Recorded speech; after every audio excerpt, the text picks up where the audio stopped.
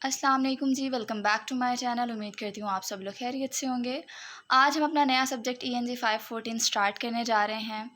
इसके लेक्चर्स मैं इसलिए अपलोड नहीं कर रही थी बिकॉज़ ऑलरेडी जो है वो 3 सब्जेक्ट स्टार्ट किए हुए हैं, तो इस वजह से इसको मैनेज करना साथ में थोड़ा सा डिफ़िकल्ट था। बट फिर भी कुछ स्टूडेंट्स की रिक्वेस्ट पर जो है वो इसको स्टार्ट कर लिया है। यही कोशिश होगी कि मिड टर्म से पहले काफ़ी सारी चीज़ें आप लोगों के लिए आसान बना दी जाएँ। जब वो चीज़ें आपको समझ आ जाएँगी तो ऑटोमेटिकली अगर अगर कुछ रह भी गया तो ऑटोमेटिकली आप खुद कर लेंगे। सो स्टार्ट करते हैं विदाउट टाइम वेस्टिंग। इसके टोटल जो है वो 44 मॉड्यूल्स हैं एंड आई थिंक 22 जो हैं वो आप लोगों के मिड टर्म के लिए होंगे। बाकी वो अनाउंस भी कर देंगे तो आपको पता चल जाएगा। सो स्टार्ट करते हैं। पहला हमारा मॉड्यूल जो होगा वो लिसनिंग पर है। बहुत ईजी है, ज़्यादा डिफ़िकल्ट नहीं है। Teaching of listening and speaking skill है। ये आप लोगों को इंग्लिश लैंग्वेज लर्न करने में भी बहुत ज़्यादा हेल्पफुल होगा। तो इस वजह से इसको जस्ट सब्जेक्ट की हद तक ना लीजिएगा, बल्कि इसको एज अ स्किल देखिएगा कि ये आपके स्किल में किस तरह आपके काम आता है। ठीक है, सो स्टार्ट करते हैं। पहले इसमें 4 स्ट्रैंड्स जो हैं वो बताए गए हैं। वो 4 स्ट्रैंड्स कौन कौन से हैं? हेडिंग वाइज अगर देखा जाए तो उनमें हमारे पास मीनिंग फोकस्ड इनपुट है, आउटपुट है, उसके अलावा लैंग्वेज फोकस्ड लर्निंग है और फ्लुएंसी डेवलपमेंट है। ठीक है, पहले आप ये हेडिंग्स देख लें। उसके बाद अगर वन बाय वन इनको एक्सप्लेन करूँ शॉर्ट वे में, तो मीनिंग फोकस्ड इनपुट क्या होगा? जिसमें हम लर्न करते हैं थ्रू लिसनिंग एंड रीडिंग। ठीक है, इसमें अंडरस्टैंड करने के लिए लैंग्वेज आइडियाज़ को और मैसेजेस को जो है वो हम लर्न करते हैं थ्रू लिसनिंग एंड रीडिंग। ठीक है, उसके अलावा अगर हम मीनिंग फोकस्ड आउटपुट देखें तो इसमें हम लर्न करते हैं थ्रू स्पीकिंग एंड राइटिंग। ठीक है, ताकि मैसेजेस और आइडियाज़ को एक्सप्रेस कर सके दूसरों तक और उनको समझ आ सके। ठीक है, थर्ड वाले में क्या है? इसमें हमारे पास लैंग्वेज फोकस्ड लर्निंग है। अगर लैंग्वेज फोकस्ड लर्निंग की बात की जाए तो इसमें हम डायरेक्टली स्टडी करते हैं लैंग्वेज को, ग्रामर को, प्रोनाउंसिएशन को। उसके अलावा लैंग्वेज फीचर्स देखते हैं, उनके जितने भी स्ट्रक्चर्स होते हैं उन सबको स्टडी करते हैं डायरेक्टली। ठीक है, फोर्थ स्ट्रैंड जो है उसमें फ्लुएंसी डेवलपमेंट की बात की जा रही है। इसमें फ्लुएंट होना जो है वो शामिल होता है by listening, reading, speaking, writing. ये सारे स्किल के थ्रू, ये 4 बेसिक स्किल्स होते हैं जो कि बहुत इंपॉर्टेंट होते हैं। तो इनके थ्रू जो है वो फ्लुएंट होना इसमें शामिल होता है। ठीक है, आप इसमें रेपिटेडली जो है वो प्रैक्टिस करते हैं। ठीक है, प्रैक्टिस के थ्रू लैंग्वेज यूज़ करते हैं, लैंग्वेज एलिमेंट्स का इस्तेमाल करते हैं। ठीक है, इन फीचर्स को जो आप ऑलरेडी जानते होते हैं उनकी प्रैक्टिस करते हैं। तो ये सारी चीज़ें इसमें शामिल होती हैं। ठीक है, तो ये 4 स्ट्रैंड्स थे। बहुत ईजी वर्ड्स में बता दिया, आपको अपने वर्ड्स में भी लिख सकते हैं। यहाँ से एक दफ़ा पढ़ लेंगे तो अपनी वर्डिंग में लिखने में आपको काफ़ी ज़्यादा आसानी होगी। ठीक है, उसके अलावा अगर हम मीनिंग फोकस्ड इनपुट देखें तो जैसा कि मैंने आपको बता दिया है, अब इसको वन बाय वन वो एक्सप्लेन करेंगे और बताएंगे इनमें कौन कौन सी एक्टिविटीज़ शामिल हैं। ठीक है, मीनिंग फोकस्ड इनपुट जो है वो एक्टिविटीज़ आपसे पूछी जा सकती हैं। अदरवाइज इसमें क्या इन्वॉल्व होता है? जैसे कि मैंने आपको बताया कि हम लर्न करते हैं थ्रू लिसनिंग एंड रीडिंग। ठीक है, एक तरह से ये रिसेप्टिव स्किल है। अब रिसेप्टिव स्किल क्या होता है? इसमें हम रिसीव करते हैं जितना भी डाटा होता है, जितना भी मटेरियल होता है। ठीक है, उसको हम रिसीव कर रहे होते हैं। ठीक है, उसको हम ले रहे होते हैं, तो इसको हम रिसेप्टिव स्किल बोलते हैं। ठीक है, तो ये हमारे पास मीनिंग फोकस्ड इनपुट था। तो अगर हम इसकी एक्टिविटीज़ देखें, अगर आपसे वो शॉर्ट क्वेश्चन में इसकी एक्टिविटीज़ पूछ सकते हैं तो उसमें आपने बताना है फर्स्ट एक्टिविटी में अंडरस्टैंडिंग एंड गेनिंग नॉलेज। उसके अलावा आपने बताना है shared reading, listening to stories, watching TV और फिल्म्स। ये सारी एक्टिविटीज़ आप फॉलो कर सकते हैं और आपको फॉलो करनी चाहिए। ठीक है, तो ये आपने बताना है। उसके अलावा अगर आपसे मीनिंग फोकस्ड आउटपुट के बारे में पूछा जाए तो आपको पता है कि ये इन्वॉल्व होता है लर्न करना थ्रू स्पीकिंग एंड राइटिंग। इसको आप प्रोडक्टिव स्किल भी बोलते हैं, जिसमें आपने खुद प्रैक्टिकली प्रोड्यूस करना होता है मटेरियल को। ठीक है, उसमें कौन कौन सी एक्टिविटीज़ आ जाती हैं ये भी आपको शॉर्ट क्वेश्चन में आएगा।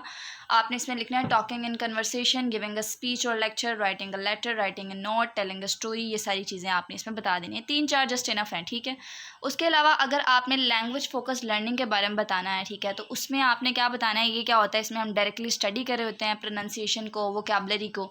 तो इसमें कौन कौन सी एक्टिविटीज़ आ जाती हैं? आप इसमें जो है वो यूजिंग सब्स्टिट्यूशनल टेबल्स और ड्रिल्स बता सकते हैं, टर्निंग वोकैबुलरी बता सकते हैं। सब्स्टिट्यूशन में आप क्या करते हैं? आप बेसिकली इसमें सब्स्टिट्यूट कर रहे होते हैं वर्ड्स को, कुछ खाली जगह जो होती हैं उनको फिल कर रहे होते हैं। तो ये सारी चीज़ें इसमें आ जाती हैं। ठीक है, then becoming fluent in listening, speaking, reading and writing. तो वो किस तरह से आपने फ्लुएंट होना है?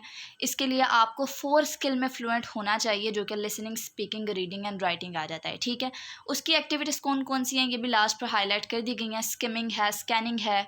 स्किमिंग, स्कैनिंग की अगर बात करें तो ये क्या होता है? स्किमिंग में हम क्या करते हैं कि क्विकली जो है वो हम टेक्स्ट को देखते हैं उसका मेन आइडिया लेने के लिए, जबकि स्कैनिंग जो होती होता है उसमें हम सर्च करते हैं फॉर स्पेसिफिक इन्फॉर्मेशन, ठीक है। कोई भी स्पेसिफिक टॉपिक हो सकता है, जस्ट हम उसे देखते हैं, ओवरऑल जो है वो उसके ऊपर ज़्यादा फोकस नहीं करते, ठीक है। तो ये हमारे पास दो तरह के स्किल इसमें शामिल होते हैं। रिपीटेड रीडिंग आ जाती है, रिटेलिंग आ जाता है, स्टोरी वगैरह, ये सारी चीज़ें आपने इसमें बता देनी है। ये बेसिकली एक्टिविटीज़ हैं जिनको आपने बताना है। या आपको शॉर्ट क्वेश्चन में पूछा जा सकता है कि बिकमिंग फ्लुएंट या फ्लुएंसी डेवलपमेंट के लिए आप जो है वो एक्टिविटीज़ बताएं या वो स्किल्स बताएं, तो वो आपने इनमें से बता देने हैं। 4-5 जो है वो आपने याद रखने हैं। उसके अलावा उन्होंने कहा है कि बैलेंसिंग द 4 स्ट्रैंड्स, तो वो कौन कौन से 4 स्ट्रैंड्स हैं, जैसे कि आपने ऊपर पढ़ा है, मीनिंग फोकस इनपुट है, मीनिंग फोकस आउटपुट है, उसके अलावा लर्निंग लैंग्वेज फोकस लर्निंग है, फ्लुएंसी डेवलपमेंट है। तो ये 4 तरह के स्ट्रैंड्स हैं। तो यहाँ पर ये जो चीज़ें मैंने हाईलाइट नहीं की, ये 3-4 पैराग्राफ्स हैं, इसमें जस्ट वो बता रहे हैं कि आपने इनको बैलेंस कैसे करना है। लाइक इन सब स्किल को बैलेंस करना ज़रूरी है। इक्वल टाइम देना फॉर रिसेप्टिव और प्रोडक्टिव स्किल सबके लिए जो है वो बहुत ज़्यादा ज़रूरी है। तो ये 4 स्ट्रैंड्स जो है इनका मतलब मैंने आपको बता दिया है। तो बताते हैं कि ये ऑफ़र करते हैं एक तरह से opportunities different type of learning के लिए, जैसे कि प्रोवाइड करना एक तरह से कॉम्प्रिहेंसिव इनपुट, उसके अलावा इंटरेक्शन देना, तो ये सारी चीज़ें इसमें शामिल होती हैं।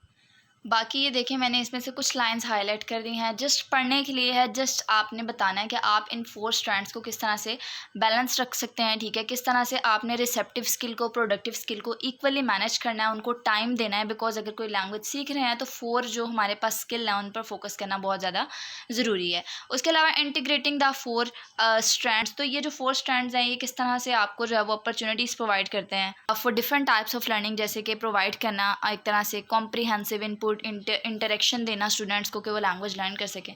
उसके अलावा कुछ प्रिंसिपल्स हैं लाइक कि प्रोवाइड करना, ऑर्गेनाइज करना large amount of comprehensive input, ठीक है। बूस्ट करना लर्निंग को, सपोर्ट करना स्टूडेंट्स को, अपॉर्चुनिटीज़ देनी इंटरेक्शन के लिए। तो देखिए मैंने आपको इतने ज़्यादा शॉर्ट वे में बता दिए कि ये 3 जो पैराग्राफ्स हैं इसमें जस्ट ये बताया जा रहा है कि इन सब स्किल को बैलेंस करना ज़रूरी है, इक्वल टाइम देना फॉर रिसेप्टिव और प्रोडक्टिव स्किल ज़रूरी है, ठीक है।